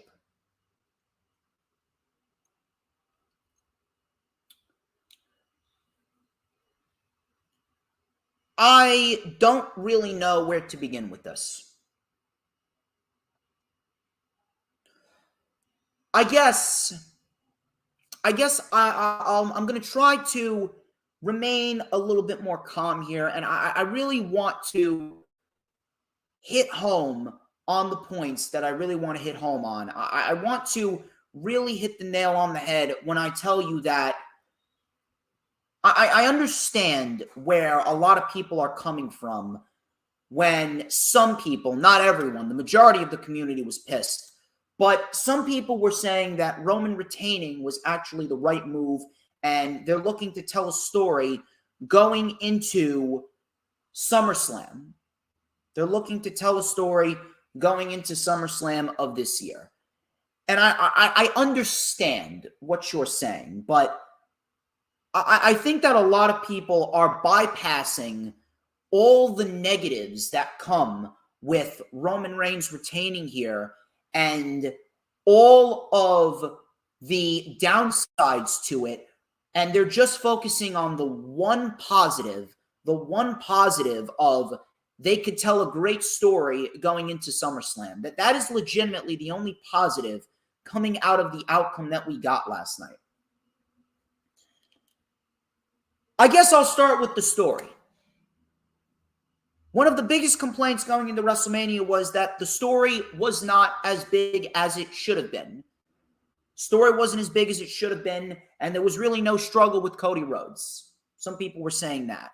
Meanwhile, if you would have paid attention and if you would have actually thought, some people don't even realize this, a good majority of people actually, but the story and the struggle was there.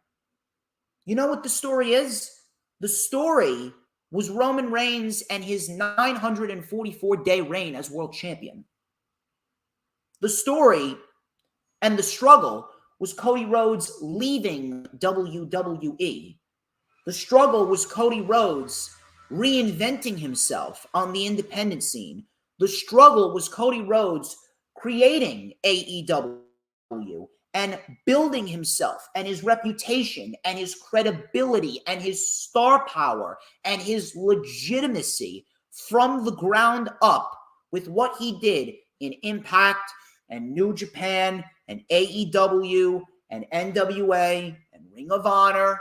That is the story. The struggle was Cody Rhodes' entire career thinking that he would have been something in his first stint in WWE and then not getting the opportunities that he thought he deserved, being fucked over in the end, leaving, coming back at WrestleMania last year, tearing his pec, fighting through Hell in a Cell with a torn pec, coming back, be it as it may at number 30, winning the Royal Rumble, and then going up against the most dominant champion in all of pro wrestling's modern era. That is the story. Roman Reigns is the struggle. Roman Reigns and his 944-day reign, that is the struggle. The problem is that WWE, just like the lazy bastards that they are, WWE refused to highlight it. The problem is we were all left to assume, and we were all left to think of a story and think of a struggle unto ourselves. WWE did not highlight it the way that it should be highlighted. That's the problem.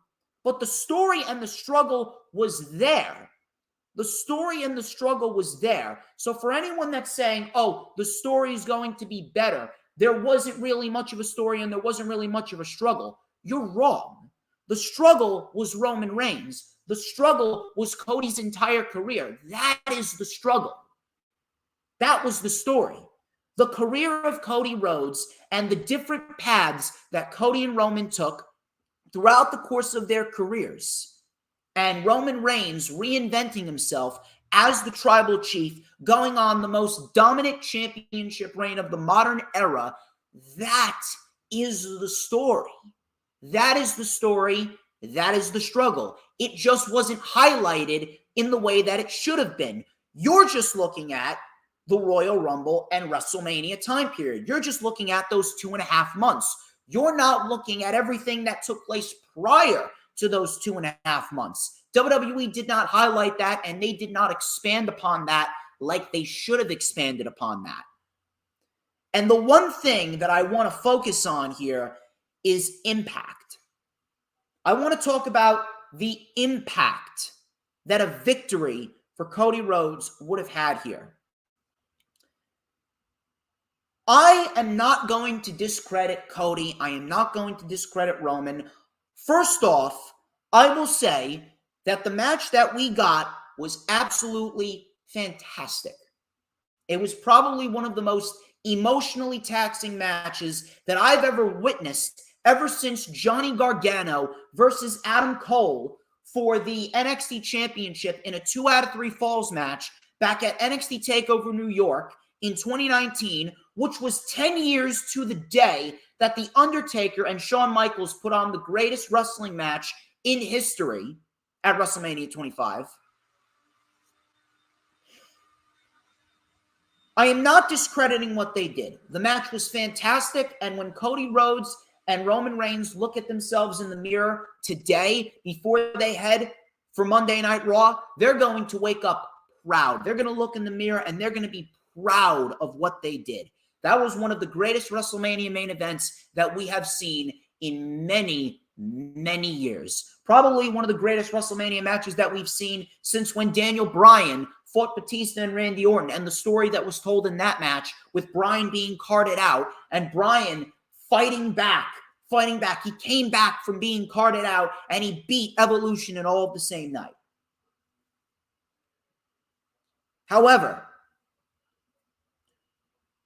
people are saying that they're going to tell a story going into SummerSlam with Cody getting his revenge. Will they be able to tell a great story? Sure. They'll absolutely tell a great story. Will they be able to put on a great match? Yes. It's Cody Rhodes and Roman Reigns. When was the last time that these two had a bad wrestling match? Come on. However, will it have the same impact as it did or as it would have had if they pulled the trigger at WrestleMania? The answer is no. I'm sorry to tell you, but when it comes to WrestleMania, no matter what you want to say, no matter what type of story you want to tell, at whatever event you want to hold the matches at, WrestleMania is the most impactful show for professional wrestling of the entire year, both in a positive way and both in a negative way. A loss at WrestleMania is the biggest negative impact that a professional wrestler could have. A win at WrestleMania is the biggest positive impact that a professional wrestler could have. It doesn't matter how many stadiums that you want to hold these other pay-per-views in. SummerSlam is not WrestleMania. Survivor Series is not WrestleMania. Clash at the Castle is not WrestleMania. The Royal Rumble is not WrestleMania. WrestleMania is WrestleMania and nothing else. WrestleMania is the most important, most impactful show of the year. That is the show where moments and matches and career-defining legacies, that is the show where wrestling moments will live forever. It's not SummerSlam. It's not Clash at the Castle. It's not Survivor Series. Will we have great moments at those shows? Will we have epic matches at those shows? Yes, but no one's ever heard of a SummerSlam moment or a Clash at the Castle moment or a Survivor Series moment. It's all about WrestleMania moments. Some people were saying that Cody Rhodes wasn't ready. I think you need to clean out your ears, because if you heard what I heard last night, when Cody Rhodes came out, they were singing his theme song. The entire roof almost caved in. The entire roof almost came down. I was actually afraid that when they did the whoa with Cody Rhodes theme song, that the entire stadium was going to go down in a pile of gravel. If you listened to the reaction, you would have known that Cody was ready. You just did not think he was ready because WWE did not highlight the story and the struggle like they should have highlighted. They only highlighted what we saw between the Rumble and WrestleMania, and that's all you're focusing on. It's much more than that. Much more than that. Will we get a great match at SummerSlam? Because there's no other way. They're going to have to do a rematch at SummerSlam. Will we get a great match? Yeah. Will we get a great story? Yes. But you would be an absolute fucking idiot. I am sorry. You are an idiot if you are going to tell me that Roman Reigns and Cody Rhodes are going to duplicate what they did last night at WrestleMania. And you would be an absolute moron if you were to tell me that Cody Rhodes beating Roman at SummerSlam is going to have a bigger impact than it would have had last night at WrestleMania. Will it have an impact? Yes. Will it have a great impact? Yes. But will it have the biggest impact? No. Now, is Cody buried? No, absolutely not. You're an idiot if you think that Cody's buried. Is he ruined? Did he lose his mystique? Is the story over? No. No. Cody Rhodes is not going anywhere, and Cody Rhodes will be fine. He will be fine. But at the end of the day, you are a complete, you're a complete buffoon. You're a fool. You're an absolute retard if you're going to tell me that, yeah, this wasn't a missed opportunity. Cody's not buried. Cody's not ruined. Cody shouldn't pack it up and leave. Cody is not done. Cody will be fine, but this was absolutely one of the biggest missed opportunities that WWE has ever had. I think it was John Alba that tweeted. Now, I do not like John Alba. I will be the first to tell you I have a disdain for John Alba for reasons that I will keep to myself for now because I really don't have any time to get caught up in fucking drama. But John Alba, he tweeted out last night after the main event, he tweeted out an all-time great match followed up by what may go down as one of the single biggest creative blunders in wrestling booking history. This is not an exaggeration. I tweeted out, and I quote, in response to him, I have a disdain for John Alba for reasons I will keep to myself, but this is the most truthful statement that one could say in this moment. Roman and Cody will not come close to recreating this if they do a rematch at SummerSlam, nor will a potential Cody Rhodes win have the same impact as it would have had tonight.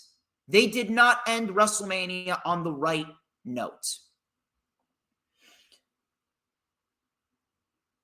On top of that,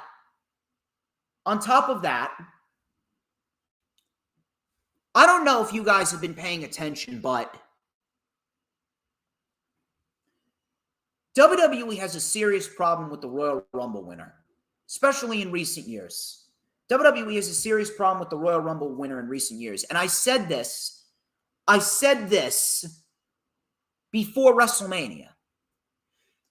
When it comes to the Royal Rumble winner is supposed to represent the next in line, the next guy to invest our time in, the next world champion, that we should all be focusing on going into the next however many months. Unless it's a seasoned veteran who wins the Rumble, and it makes sense. It makes sense per storyline, where we will see the veteran put over a young champion that is looking to cement his legacy at WrestleMania. There should be no reason why a Royal Rumble winner should be losing at WrestleMania, because that devalues not only the legitimacy of the Royal Rumble winner himself, but it also devalues the legitimacy and prestige of the Royal Rumble match. The Royal Rumble winner should barely lose. Unless it's a seasoned veteran who is looking to put over a young champion, the Royal Rumble winners should not be losing at WrestleMania, because that is the next in line. That man or woman is the next in line, the next world champion, the next face of the brand that we should be investing our time in. And whether you want to admit it or not, Cody Rhodes looked weak, and they made the Royal Rumble match itself look weak. Roman also looked weak. Not because he's not great. Listen, I love Roman Reigns. Roman Reigns has transformed himself into something so greater than anyone could have ever imagined. Roman Reigns deserves all the credit in the world for becoming the tribal chief, and on top of that, giving some of the talent on this roster some of the best matches of their life. And he's given us some of the best matches that we've seen in recent history. Owens, Zayn, Logan Paul, Drew McIntyre, Cesaro, Jey Uso himself. Why would you ever go out of your way to discredit Roman Reigns? Roman Reigns is not to blame here. Roman Reigns deserves all the credit in the world. And what he's done with the tribal chief gimmick will go down as one of the greatest runs in professional wrestling history. However, I want you guys to ask yourself this question. Does Roman Reigns really need the championship? No. Roman Reigns does not need the championship anymore. At this rate, Roman Reigns retaining here is nothing more than a way for WWE to pad Roman Reigns' stats.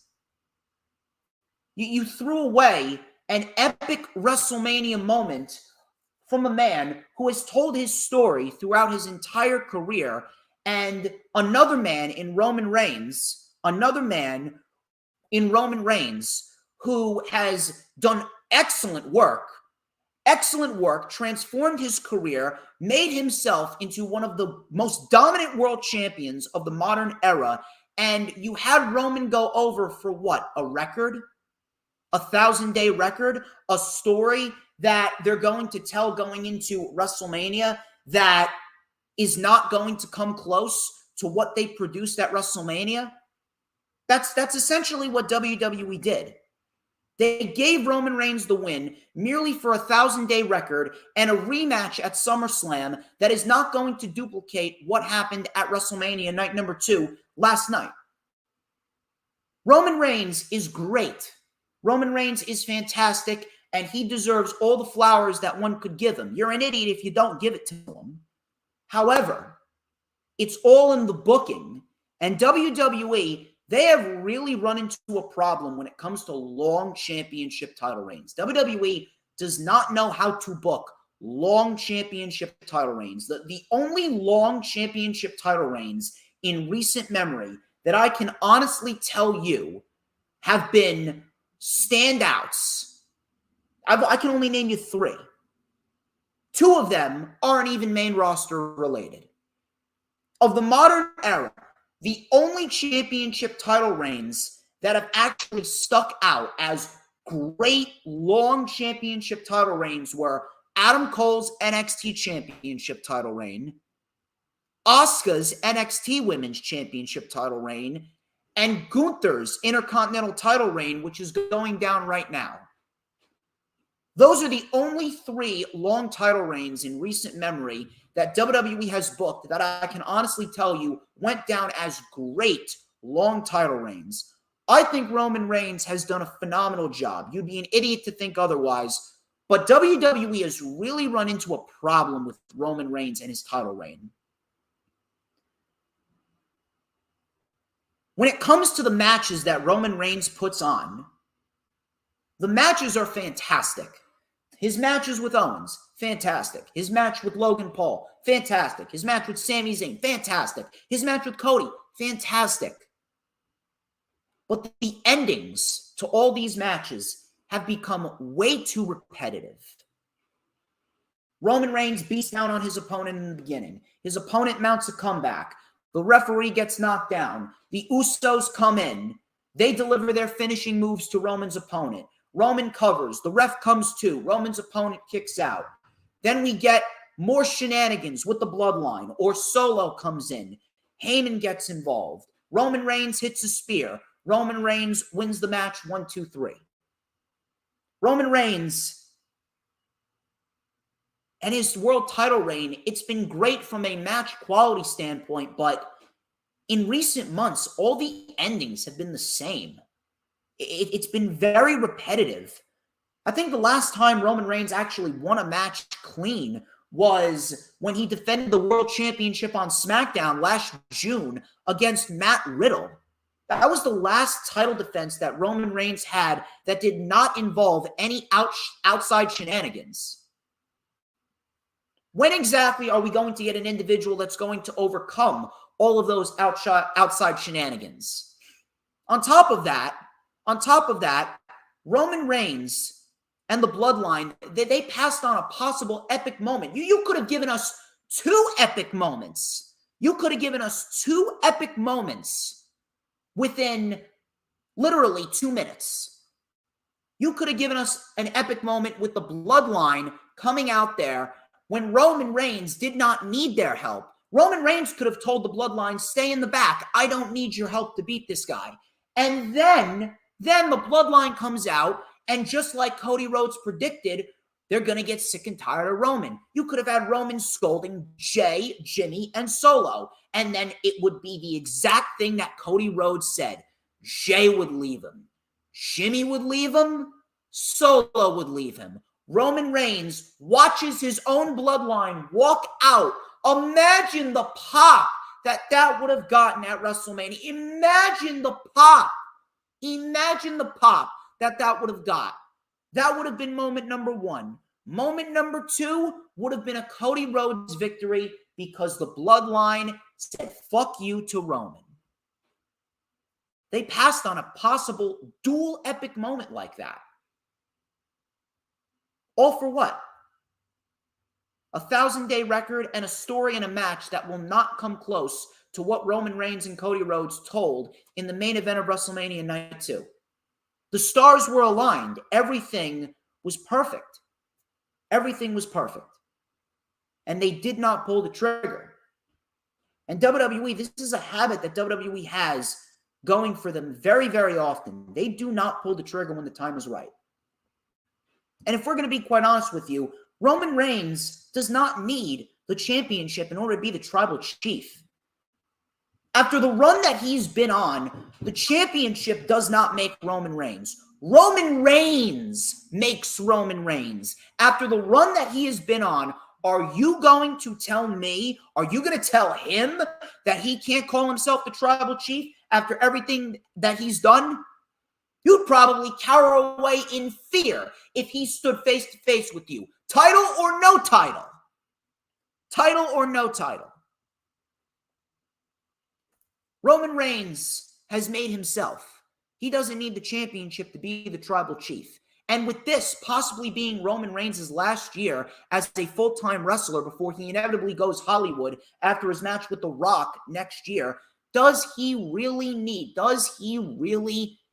to be world champion for the first half of his last year as a pro wrestler? I don't think so. I don't think so.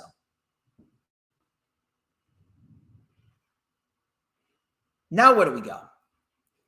SummerSlam. Great. They're going to tell a great moment.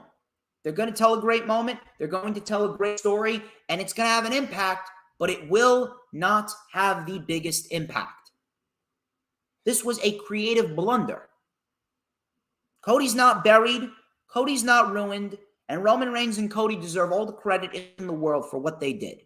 Roman Reigns and his World Championship title reign will go down as one of the greatest of this generation. But it did not need to continue past WrestleMania 39. I'm sorry, it didn't. I'm sorry. On top of that, Roman Reigns and his world title reign, this is another thing that I don't see anyone saying. Roman Reigns and his world title reign, he has built up a reputation so big with this world championship title reign that it would kind of make the world title reign itself look weak if he loses at any other show but WrestleMania. Some people are saying, oh, SummerSlam is where Roman Reigns started the title reign. SummerSlam is the date where Roman Reigns is going to end the championship title reign. Who cares when the title reign started? It could have started at Extreme Rules, could have started at Hell in a Cell, could have started at Survivor Series, Crown Jewel, Royal Rumble. I don't care when it started. It should not be ending at any other show but WrestleMania. That type of championship title reign is a championship title reign that should not be in any way, shape, or form treated like a title reign that should be ending at just any other pay-per-view. SummerSlam is their second biggest pay-per-view. Second biggest is not their first. You put the most important match, you put the most important talent, and more importantly, you make the most important moments at your most important and your most impactful show. Cody Rhodes is not ruined. He's not bare. I'm going to continue to say that over and over again until you get it. Roman and Cody deserve all the flowers and all the praise in the world. They gave us one of the greatest WrestleMania main events of all time. Cody is a master storyteller, and Roman Reigns is going to go down in history as one of the greatest of our generation with this world title reign. But WWE made the wrong decision with this championship title reign by not giving Cody the title, specifically because they will not get a bigger moment. SummerSlam will be a great moment, but it will not be the biggest moment. It will not be a moment that people are really going to stand out and say, yeah, this was a great SummerSlam moment. A SummerSlam moment doesn't exist. You could have big-time moments at SummerSlam, but there's no such thing as a SummerSlam moment. There's not. There's only WrestleMania moments. WrestleMania is their biggest show of the year and their most important show of the year. How many people, and you know what? I think there was this other guy. I can't remember what his name is. His name's, it's Backup Hangman, I think it may be. At Backup Hangman on Twitter. He's a part of Wrestle Purist. And Wrestle Purist, I actually don't mind Wrestle Purists. They're actually one of the very few accounts on Twitter that I do not hate. And that's saying something, considering that I have a hatred for legitimately everyone. 99% of people I cannot fucking stand. But Wrestle Purist, I don't mind. He quote tweeted a tweet from Triple H that he was talking about how in WWE, the story never finishes and we just got to the end of a chapter. You know, that may be true, Hunter, but some chapters should not be ending like what we saw last night. And Wrestle Purist even pointed out that a lot of people that hopped back on when Triple H came on hopped off. And it's not even Triple H's fault. People are saying that there were reports going around that there was no involvement from Vince McMahon in the decision of the main event. That is the biggest crock of horseshit I have ever heard. This was Vince McMahon. This had Vince written all over it. The biggest thing to come out of this match is Vince willing, because he's back in charge in some way, shape, or form. He is, whether you want to admit it or not. Is Vince willing to pull the trigger on an individual that was a founding father of AEW? Is he willing to pull the trigger on a founding father of AEW beating his biggest creation of the modern era since John Cena? And we found out that answer, no. And once again, I'm going to bring this up. I think WWE may have just passed on their chance to sign the Young Bucks and Kenny Omega. Not only that, MJF, Wardlow, many others. I don't think that even if Cody does win the championship at SummerSlam, I don't even think that they're going to have a chance at getting those individuals. I don't think that the Bucks and Omega are going to wait until their contracts are up in November in order to sign a new deal. I don't think they're going to wait till the last minute. Tony Khan is probably talking to them and working with them right now. And I have a feeling they're going to sign the new contracts at some point between now and SummerSlam. I honestly do believe that WWE may have just passed up their opportunity to sign talent away from AEW. They're motivated. They want to kill AEW, right? You had your chance right here to manipulate some people. Hey, look, we gave one of the founding fathers of AEW the world championship over our creation. Come on over. The grass is greener on the other side. They didn't do it. They didn't do it. They didn't pull the trigger for a record and a story that, while it could be great, it's not going to duplicate what we saw at WrestleMania 39. Roman and Cody will never come close to what we saw at WrestleMania 39. Is it going to be an epic match? Probably. Is it going to be a history-making moment? Probably. Will it be the most impactful? Will it be the biggest history moment that they could have done? What bigger moment can you get other than WrestleMania? Roman Reigns in his world title reign, whether you want to admit it or not, Roman Reigns in his title reign is not bigger than WrestleMania. It's not. I don't even know where that thought even came from. You are legitimately acting like Roman in his title reign, that moment when Roman loses the title, that's bigger than WrestleMania? No, it's not. Nothing is bigger than WrestleMania. Nothing is. The only thing that was bigger than WrestleMania, the only thing that was bigger than the WWE itself was The Undertaker. There will never be another Undertaker.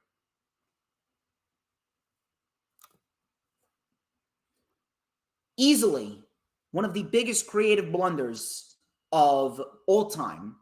And yes, Lisa, you are right that they shot themselves in the foot. They shot themselves in the foot last night. They did not put themselves in a good position. A lot of people that came back on have been turned off by what we saw last night. And quite frankly, it is sad. Quite frankly, it is sad.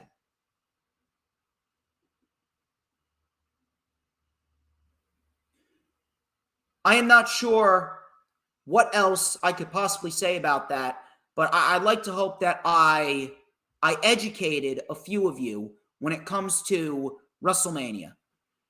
I am not going to sit here and be mad. I'm not mad.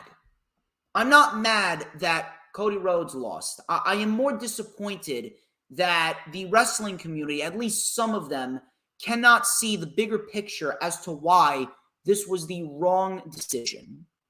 That was the problem that I had. I think that these two men did fantastic. But was it the right decision? No. It wasn't the right decision because the stars aligned perfectly. The stars aligned perfectly. And the moment, the ambiance, everything from the story to the struggle, whether you want to admit it or not, everything lined up perfectly.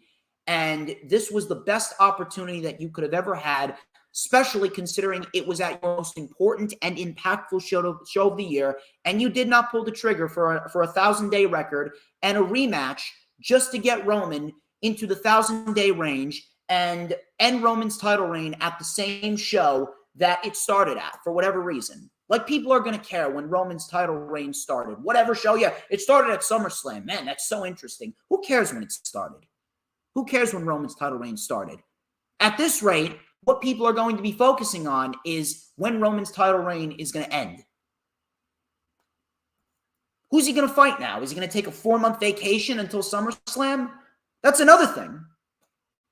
The championships are being held hostage at this point, and you're doing nothing but padding Roman's stats, and I cannot support that. So Roman had his big entrance with piano players playing his entrance, which I thought was great. So he said, WrestleMania, acknowledge me. Roman took control over on Cody. Cody Rhodes was body slammed onto the ramp.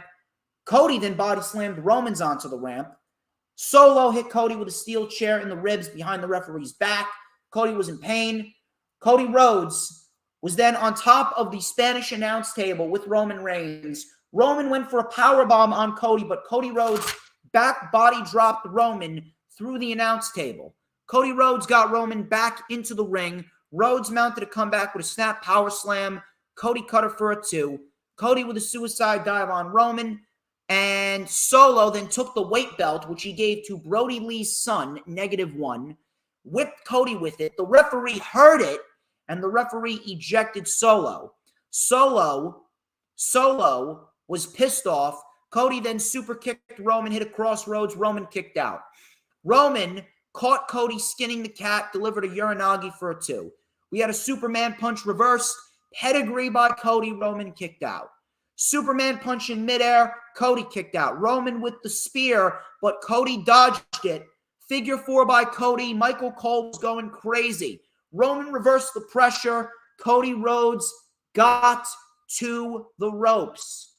Cody Rhodes got to the ropes. Roman then he caught Cody with a spear. Cody came off the top rope. He rolled through. Roman caught him with a spear. Cody kicked out. Roman then locked in the guillotine. Cody Rhodes kept his arm up. He was doing the old arm up in the air trick. He then pushed his head out of the grip of Roman and started pounding away on Roman. Cody accidentally punt kicked the referee. All of a sudden, Cody Rhodes set up the crossroads, but the Usos came out, super kicked Cody. They laid out Cody with the 1D. Sami and Owens came out to run off the Usos, and Roman Reigns was at the mercy of Sami Zayn and Kevin Owens. Kevin Owens and Sami Zayn getting a measure of revenge with a stunner by KO, a haluva kick. The Usos came in. They attacked. They brawled with Sami Zayn and Kevin Owens. Rhodes crawled into the cover. The ref was back. 1, 2. Roman kicked out again. Amazing near fall. Cody and Roman traded back and forth blows. A little flip, flop, and fly. Crossroads. A second one. This is where the ending and the flat ending that we've seen for the last 7 title defenses with Roman Reigns came into play. Paul Heyman got involved. Solo Sikoa came out of nowhere. And Solo delivered a Samoan spike right behind the referee's back. Spear by Roman, and Roman Reigns retains. Fantastic match. An absolutely amazing spectacle of a match, but this was the wrong outcome. For the reasons that I just gave you, for 25 minutes before I talked about this match and I went in depth on this match. I think that these two worked very well together, and we will indeed see a phenomenal match. We will. We will see a phenomenal match at SummerSlam, and Cody Rhodes is going to get his moment at SummerSlam. Cody Rhodes will get his moment at SummerSlam. He's going to have to. He's going to have to get his moment at SummerSlam. But I'm telling you right now, we will not receive a moment that was as big as what we got at WrestleMania if Cody was to win the championship. And to be quite honest with you, with Vince McMahon now back in charge, I really am skeptical. I really am skeptical, and I really am not looking forward to the inevitable Monday Night Raw tonight and all the Monday Night Raws that we are going to have going forward. I'm not. I'm really not. I don't know what's going to happen. But it is certainly not going to be a scenario where I'm going to be happy. I'm very scared. And if you're not scared going forward, especially with Vince McMahon now back in charge, whether you want to admit it or not, he's back in charge, I think that you really need to check your priorities.